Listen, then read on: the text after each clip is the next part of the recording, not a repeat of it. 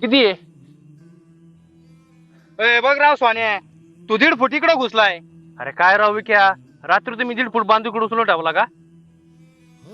किती इथपर्यंत आला? 1.5 फूट जादा गेलाय राव.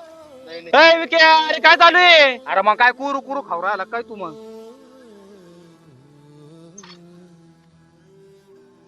किती इथपर्यंत आला? 1.5 फूट जादा गेलाय राव.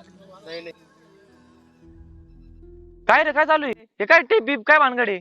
अरे किरण्या, अरे यो सोन्या बघणार 1.5 फूट इकडे घुसला राव माझ्या वावरात. ए काय रे विक्या, काय काय बोलू राहिला तू? हा, जे आधीपासून ठरवलं मी तेच करू राहिलो. अरे ते बरोबर आहे सोन्या, पण मग हे आता सुधरून घ्यायला नको का?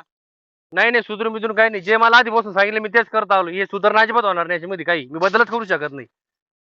ए विक्या ऐक, हा जर नसन ऐकत ना, याची सरळ पोलीस कंप्लेंट देऊन टाक, तेव्हा हा ध्यानावर येईल.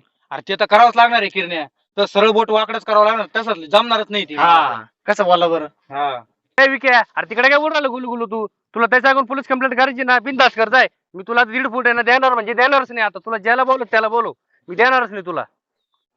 ए पोरांनो, इकडे या.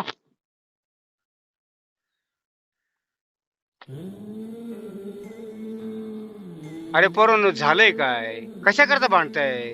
अहो आबा, 4 वर्ष झाले हा 1.5 फूट रान माझं खाऊ राहिलाय. मी त्याला म्हणतोय आता माझं माझं मोजून दे, तो मोजून देऊ नाही राहिला. अहो बाबा, याला काय म्हणलो मी, जे आधीपासून आहे ते करू आपण. पण तो नाहीच म्हणतो, तो म्हणतो पोलीस स्टेशनला मी कंप्लेंट करतो. म्हणलं जाय पोलीस स्टेशनला, तुला जे कर ते कर. अरे पोरांनो, हे काय बापा दिले पोलीस स्टेशन पर्यंत जायचं असं घडलं तरी काय? तोच म्हणतो पोलीस स्टेशनला चाल, तू कसं देत नाही मी पाहतो. घरातले वाद घरातच मिटवायचे असतात.